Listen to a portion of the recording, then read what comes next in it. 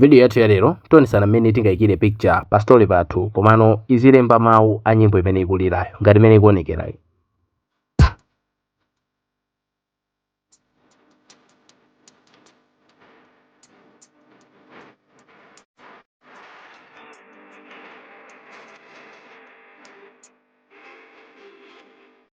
Ndiye mosataya nthawi tiyambe. Choyamba tisegula Facebook wathu.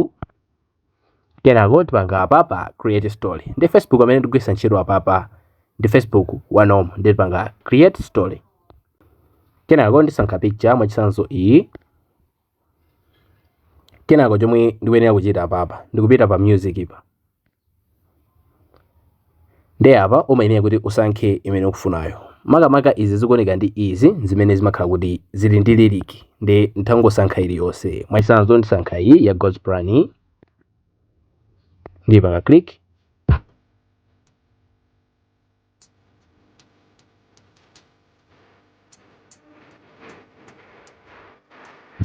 Ndi umo ndi mmene timapangira. Kenako timapanga share kuti tipange post.